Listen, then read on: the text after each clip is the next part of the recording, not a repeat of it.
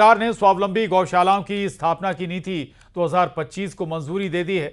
साथ ही मुख्यमंत्री पशुपालन विकास योजना का नाम बदलकर डॉक्टर अंबेडकर पशुपालन विकास योजना कर दिया गया है। इस योजना से किसानों को भी काफी फायदे मिलने वाले हैं। देखिए इसी पर यह खास रिपोर्ट।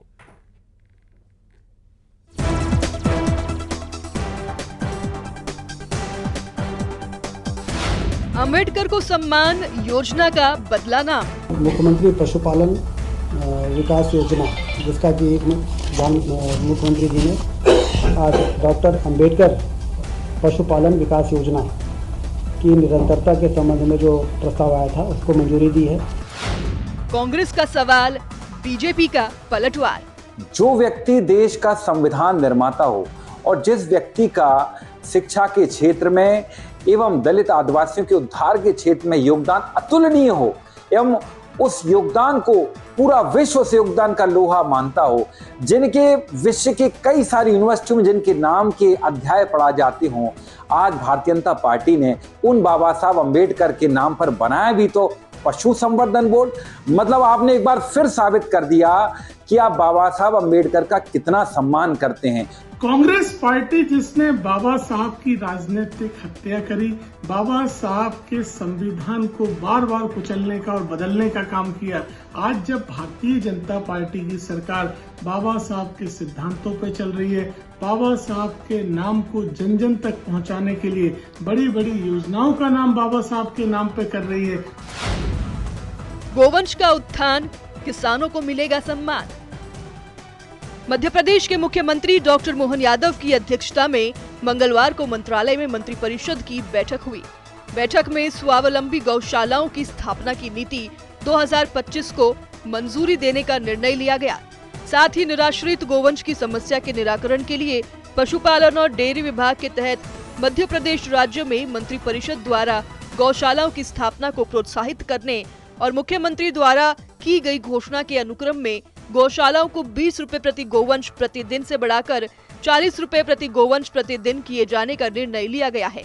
मंत्रिपरिषद ने राज्य में पशुपालन और डेयरी से संबंधित गतिविधियों में रोजगार के नए अवसर बढ़ाने, किसानों की आय बढ़ने से जीएसडीपी में वृद्धि और राष्ट्र की जीडीपी में योगदान बढ़ाने के लिए मुख्यमंत्री पशुपालन विकास योजना को निरंतरता रखते हुए योजना का नाम डॉक्टर अंबेडकर पशुपालन विकास योजना रखे जाने का निर्णय लिया है, जिसको लेकर सियासत भी देखने को मिल रही है।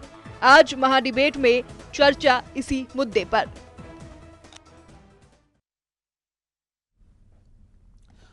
तो दरअसल आज कैबिनेट ने कई बड़े फैसले किए, कई योजनाओं का ऐलान भी किया, या कहें कि कुछ योजनाएं जिनके नाम भी बदलेगा और एक योजना जिसका नाम डॉक्टर भीमराव अंबेडकर के नाम पर कर दिया गया। और इसी को लेकर अब हो रही है सियासत, सवाल भी उठाए जा रहे हैं। इसी पर करेंगे हम चर्चा। हमारे साथ दो खास मेहमान इस वक्त जुड़े हैं। हमारे साथ शैलेंद्र पटेल जी हैं, कांग्रेस से पूर्व विधायक हैं। स्वागत है आपका शैलेंद्र पटेल जी। साथ ही पंकज चतुर्वेदी जी, प्रवक्ता बीजेपी, आपका भी बहुत स्वागत है। शैलेंद्र पटेल जी, सवाल बड़ा सीधा सा है कि भाई अगर डॉक्टर भीमराव अंबेडकर के नाम पर कोई योजना का नामकरण होता है तो इससे कांग्रेस को दिक्कत क्यों होने लगती है? कांग्रेस को उसमें कोई समस्या नहीं है, नाम बदलें। अभी तो पूरी पार्टी मध्य प्रदेश में हुई गई है कि रोज नामों को बदल दिया जाता है, योजना जस की तस चलती हैं। अब नाम पे ही सारी राजनीति हो रही है, काम की राजनीति तो हो नहीं रही है कि जो काम किया जाए। बाबा साहब अंबेडकर का हम सबका सम्मान है, निश्चित रूप से उनका अपना योगदान शिक्षा के क्षेत्र में प्रजातंत्र को इस मुकाम तक पहुंचाने में, और बड़ी दूरदर्शी नेता थे। बहुत सारी योजनाओं के उनके नाम में और ज्यादा बेहतर होते, लेकिन पशुपालन विभाग का नाम बदलने से वो काम की हो, किसानों को लाभ मिले, गौ का संवर्धन हो, इन सब चीजों का। लेकिन मध्य प्रदेश में फिसड्डी है। पिछले हम 5 सालों को ही देखें, कितनी गौशालाएं खुली मध्य प्रदेश का, आप रिकॉर्ड उठाएंगे, आप देखेंगे कितनी गौशालाओं में कितनी गायों की मृत्यु हुई। वो तो मृत्यु की हत्या समान हो गई। अनुदान तो मिल जाता है, प्रॉपर उनकी देखरेख नहीं होती है और वो गायें मर जाती हैं। आपने आपके टीवी चैनल में कई बार डिबेटें हुई हैं, वो सारे पिक्चर हम सबने देखे हैं किस तरीके से उन गायों की दुर्दशा होती है। आज रोड पर गाय दर दर भटक रही है, किसान अलग परेशान है। सरकार नए हर समय कोई न कोई योजना बनाती है, कभी गो अभयारण्य बनाने की बात करती है, कभी कुछ और बात करती है, लेकिन हकीकत में वो सब नहीं होता। उसका आली जमा बने, वो जमीन पे उतरे, योजनाएं चले, हम उस बात का स्वागत करेंगे कि जो गाय के नाम पे जो सरकार बनती है वो वाकई वो गाय की रक्षा कर रही है। दूसरी ओर कमलनाथ जी की शैलेंद्र पटेल जी योजना की मॉनिटरिंग करिए ना कि उसमें काम हो रहा है या नहीं हो रहा। नाम पर आपत्ति क्यों, नाम पर सियासत क्यों? जी देखिए, नाम पर कहीं कोई आपत्ति नहीं है। मैंने पहले ही कहा कुछ भी नाम रखें, नाम रखना सरकार का अधिकार है, लेकिन नाम बदलने से कोई काम नहीं चलेगा। पहले कुछ और नाम था, अब कुछ और नाम कर दिया, कल कुछ और नाम कर देंगे। मेरा ये कहने का आशय है कि जिस चीज की आवश्यकता है वो हो नहीं रहा है। कमलनाथ जी की सरकार के समय 1000 से ज्यादा गौशालाएं मध्य प्रदेश में बनी। अब पिछले 5 सालों का हम देख ले, जब से कमलनाथ जी की सरकार गई, कितनी गौशालाएं बनी और गायों की क्या हाल है। जो आज 40 रुपए करने की बात कही है, कितने दिनों से ये मांग थी कि इसका चारे का दाम बढ़ाया जाए, जो अनुदान दिया जाता है। आज लगभग 5 साल बाद, जो मांग आज से 5 साल पहले की थी, अब उसकी घोषणा हुई है। तो ये सब तमाम बातें कि घोषणाओं से काम नहीं चलेगा, इनको आप आली जमा पहनाएं, सिर्फ घोषणावीर ना बने। ठीक है। पंकज चतुर्वेदी जी, योजनाएं आप ला रहे हैं, नाम बदल दें, उसे कोई आपत्ति नहीं, कांग्रेस साफ कह रही भाई, लेकिन आप उन योजनाओं को फलीभूत तो करें, जमीन पर तो उतारें, लाभ तो मिले जो आपकी योजना है।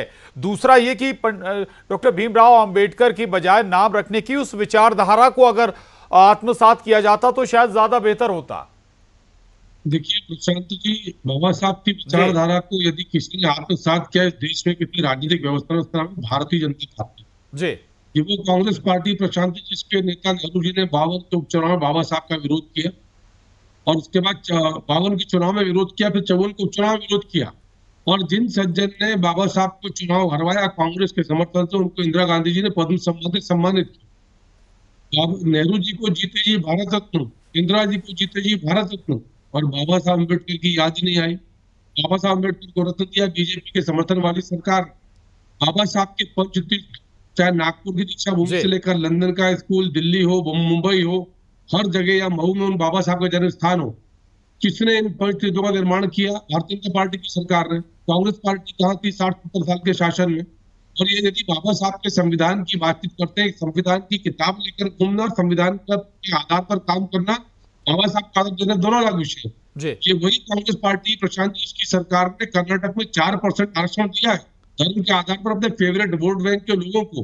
बाबा साहब ने तो विरोध किया था कांग्रेस के उस विषय का, जिस विषय पर वो धर्म के आधार पर आरक्षण की बात करते थे। तो जिन्होंने बाबा साहब के विचारों की हत्या करी, जिन्होंने बाबा साहब का आजीवन राजनीतिक विरोध किया हो, और आज भी बाबा साहब के संविधान को ताक में रखकर काम कर रहे हो, और एक नहीं अनेक प्रमाण है। ये वही कांग्रेस पार्टी जिसकी नेता इंदिरा गांधी जी ने बाबा साहब के संविधान को कुचल कर देश में आपातकाल लगाया। ये वही कांग्रेस पार्टी जिसके नेता राजीव गांधी जी ने अपने फेवरेट वोट बैंक के लिए, तुष्टीकरण के लिए, बाबा साहब के संविधान के बाद भी, सुप्रीम कोर्ट के फैसले के बाद भी संसद में नया कानून बना दिया कि हमारा फेवरेट वोट बैंक कुछ हो जाए। ये वही कांग्रेस पार्टी जिसके नेता राहुल गांधी जी ने बाबा साहब के संविधान की सरकार द्वारा संचालित उन्हीं की कांग्रेस की मनमोहन सिंह सरकार के देश को फाड़ कर फेंक दिया था। किसका अपमान किया? ये बाबा साहब का अपमान। और कोई प्रमाण चाहिए आपको? और आज यदि हम किसी योजना का नाम बाबा साहब के नाम पे करते तो पहचान जी है कि योजना का नाम नेहरू और गांधी के नाम पर क्यों नहीं है? यदि वो इंदिरा गांधी योजना हो, राजीव गांधी योजना हो, सोनिया गांधी योजना हो, फिर जवाहरलाल नेहरू योजना हो, तो बहुत अच्छा। पर बाबा साहब के नाम की योजना, उस पर उनको आपत्ति शर्म आना चाहिए। इस मध्य प्रदेश में 13 तारीख को केंद्रीय गृह मंत्री जी मध्य प्रदेश की भूमि पर पधार रहे आदरणीय अमित शाह जी, और मध्य प्रदेश दूध उत्पादन के क्षेत्र में बड़ी क्रांति करने वाला है। 5 रुपए लीटर बोनस का वादा कमलनाथ जी का था, हम पूरा कर रहे हैं। 23,500। आपने वादा पूरा करने कहा दिया, 1.5 साल में आपने उनकी सरकार गिरा दी। ठीक है, लौट रहा हूँ। किसी ने मना किया था? किसी ने मना किया था प्रशांत जी 1.5 साल में? ठीक है, खोलो आप। और 5 रुपए लीटर बोनस, 5 रुपए दूध पर बोनस देना था। अच्छी बात है, वादा पूरा कर रहे हैं, जमीन पर उतारिएगा इस योजना को। शैलेंद्र पटेल जी आप सुन रहे थे पंकज चतुर्वेदी जी को, भाई वो कह रहे हैं कि साजिशें तो बाबा भीमराव अंबेडकर के पीछे कांग्रेस करती रही, लेकिन दूसरा एक जो सवाल है मेरा वो ये कि क्या कांग्रेस को लग रहा है कि जो उसका आधार वोट है, जो कंसोलिडेटेड वोट कांग्रेस को जाता था, वो अब धीरे धीरे खिसक रहा है इस परसेप्शन की सियासत में? प्रशांत जी, मैं एक बात का, पंकज भाई साहब की बात का जवाब देना चाहता हूं। क्या 3000 रुपए लाडली बहना को देने के लिए क्या किसी ने मना कर रखा है? किसानों को 27 रुपए कुंटल गेहूं देने के लिए मना कर रखा है, या 31 रुपए धान का देने का मना कर रखा है? आपके भी 1.5 साल हो गए हैं सरकार बनाए, तो जरा एक बात अपने अंदर झांकें, फिर इस तरह की बातें करें। खैर, जो आपका प्रश्न था मैंने पहले ही बड़ा स्पष्ट आपकी डिबेट में किया कि कांग्रेस में इसमें कोई ऑब्जेक्शन वाली बात नहीं है कि आपने क्या नाम लिया। जो हमारे प्रवक्ता की बाइट आपने दिखाई, उन्होंने कहा कि जिस तरीके का डॉक्टर भीमराव और अंबेडकर साहब का है, जिन्होंने शिक्षा क्षेत्र में काम किया, वहां पे करते तो ज्यादा बेहतर होता। उन्होंने कोई ऑब्जेक्शन तो लिया नहीं है, लेकिन बात को बतंगड़ बनाना, किसी चीज को नहीं करना। जी, मैं अपना सवाल दोहरा रहा हूं, क्या कांग्रेस की चिंता है क्या उस आधार वोट को लेकर? नाम से आपको कोई आपत्ति नहीं होगी, ठीक बात है, अगर करेंगे तो शायद वो और आपके लिए नेगेटिव होगा। उस आधार वोट को लेकर चिंता है क्या, जो कंसोलिडेट वोट आपके लिए जाता है एक वर्ग विशेष का? देखिए, कांग्रेस पार्टी सभी वर्ग के लिए काम करती है और पहले दिन से हमेशा जो पीछे रह गए लोग उन्हीं को आगे बढ़ाने का काम किया है, चाहे वो किसी भी जाति समाज के, अनुसूचित जाति हो, जनजाति हो, पिछड़े हो, माइनॉरिटीज, सभी लोगों को आगे बढ़। और भारतीय जनता पार्टी को इसी बात से पेट दुखता है, इसी बात की तकलीफ होती है। और हमेशा से इस देश का इतिहास देखें, मैं ये नहीं कहना चाहता, इतिहास में जाना चाहता, पंकज चतुर्वेदी जी वरिष्ठ नेता हैं, प्रवक्ता भारतीय जनता पार्टी के, भीमराव डॉक्टर अंबेडकर साहब अगर संविधान के निर्माताओं में उनके अध्यक्ष थे, तो भी तो कांग्रेस पार्टी ने निर्णय करके उनको बैठाया था ना, उन्होंने ही बनाया था ना। तो इन सब बातें करने से आप करते क्या और क्या आप पहनाते हैं? आप ही के लोगों ने कहा कि हम संविधान बदले देंगे, 400 सीटों पे आने का कहा था, वो तो आप तो 240 सीटों पे रह गए। नहीं तो आपकी मंशा क्या थी, आपके सांसदों के बयान क्या थे? आज तक उसकी बातें नहीं रही। बाबा आरक्षण की जो बात उठती है, आरक्षण बंद करने की बात करती है, जो बाबा साहब भीमराव अंबेडकर ने किया, आप बार बार उसको बदलना चाहते हैं। कई सार्वजनिक मंचों पर, कई जगह पब्लिकली आपकी उस तरह की बाइट आई है। अब इसका जवाब दे दीजिए। आज मध्य प्रदेश में अनुसूचित जाति नाम लेने से या योजना का नाम रखने से बात नहीं, आप तो योजना बदल रहे हैं, ये आरोप है शैलेंद्र पटेल जी का। सर जी, पहले बस एक इतिहास का एक तथ्य हमारे मित्र शैलेंद्र जी ने कहा, आपको प्रूफ कर दूं कि संविधान सभा के अध्यक्ष थे डॉक्टर राजेंद्र प्रसाद, जो पहले राष्ट्रपति बने, और उन्होंने बाबा साहब अम्बेडकर को उनकी विद्वत्ता और योग्यता के आधार पर संविधान बनाने वाली समिति का अध्यक्ष नियुक्त किया था। तो कांग्रेस पार्टी का विषय नहीं था, वो राजेंद्र प्रसाद जी का निर्णय था। बाबा साहब अम्बेडकर की भारतीय जनता पार्टी का था क्या पंकज भैया? उसके भाजपा तो थी नहीं प्रभु, तब तो भाजपा थी नहीं ना, जनसंघ भी नहीं था, वो भी 51 में बना जनसंघ।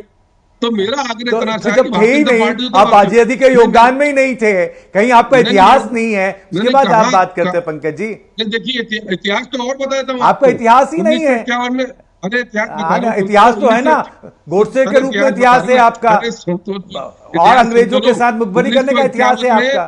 बाबा साहब की 50वीं जयंती पर इतिहास आप आएंगे तो बस आई वीर सावरकर ने, कितने लोगों ने अपना बलिदान दिया देश के लिए, कितने लोगों ने अपना किया है, भारतीय जनता पार्टी ने, कितने लोगों ने बलिदान दिया देश के लिए? जी, ढेर सारे बलिदान है, जरा चेक कर लीजिए, ढेर सारी लंबी सूची है।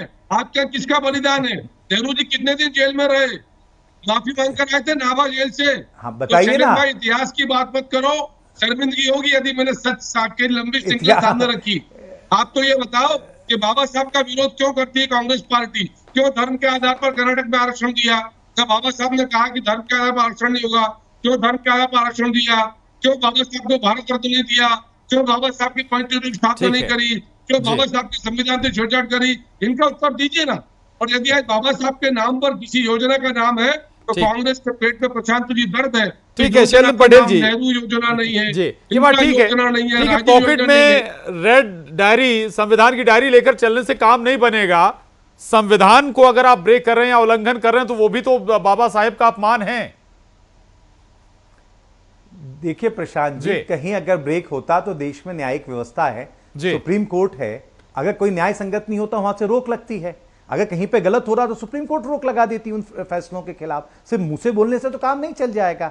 जितना भी कांग्रेस ने किया, संविधान सम्मति सारी की सारी चीजें हुई हैं, धार्मिक आधार पर नहीं होती। कर्नाटक में आपने रिजर्वेशन दिया है ना प्रशांत जी, कर्नाटक में दिया है ना आपने 4%, उसके ऊपर नहीं, कोर्ट जाएगा वो अलग मसला है, कोर्ट में जाकर हो सकता है कि वो मामला पलट जाए। मैं अगर गलत होता प्रशांत जी, अगर गलत होता तो आप तो रोक लग जाती। तो क्या कर रही है देश की सरकार? देश की सरकार क्या कर रही है? मोदी जी क्या सो रहे हैं? कानून मंत्री क्या सो रहे हैं? अगर कोई राज्य अगर गलत कर रहा है तो केंद्र सरकार क्या कर रही है? सिर्फ मुंह चला रही है, भाषण दे रही है, बात कर रही है। क्या उसकी रोक लगाने का क्या काम किया? अगर गलत होता तो रोक लगा देते। सिर्फ भाषण देना, नैरेटिव बनाना, ये काम करना बंद करें। जो अगर आपके हाथ में सरकार है, पिछले 11 सालों से देश की सरकार आपके हाथ में, अगर कोई राज्य गलत कार्य करता है तो केंद्र मूक दर्शक बन के क्यों बैठा हुआ है? अगर मूक दर्शक बन के क्यों बैठा हुआ है? क्यों कार्रवाई नहीं की? क्या एक्शन लिया? अगर कहीं पे कानून सम्मत काम नहीं हुआ तो आपकी सरकार ने क्या एक्शन लिया वो बताइए। सिर्फ आप बहस करेंगे या बयान दे देंगे उससे काम नहीं चलेगा। क्या भैया सरकार क्या कर रही है? अगर राज्य सरकार कोई गलत काम करेगी तो केंद्र सरकार क्या कर रही है? अरे पंकज भैया, क्या कर रही है दिल्ली की सरकार? क्या सो रहे हैं क्या मोदी जी? क्यों कानून मंत्री कुछ नहीं कर रहा है? गलत होगा। ठीक है, देखिए नहीं, लेकिन प्रशांत जी, बाबा साहेब के संविधान का पालन तो आप भी नहीं कर पा रहे हैं पंकज जी। पंकज जी, बाबा साहेब के संविधान का पालन तो नहीं हो रहा है ना भाई। अगर रिजर्वेशन की भी जिक्र हो रहा है तो उसको भी कहा गया था ना, ये रिजर्वेशन धीरे धीरे खत्म होगा, समय के साथ खत्म होगा। क्या आप उसे कर पा रहे हैं क्या? प्रशांत जी, कौन बढ़ाता है रिजर्वेशन को? संसद बढ़ाती है ना। कानून संसद से चलता है, किसी पार्टी के आधार पर थोड़ी चलता है। देश की पार्लियामेंट तय करती है। यदि देश की संसद बहुमत से हर 10 साल बाद आरक्षण को बढ़ाती है तो उसमें फिर आपत्ति क्या है? और अभी भी कहीं ना कहीं फिर सियासी मजबूरी है। प्रधानमंत्री जी, आपका स्वागत है। नमस्ते।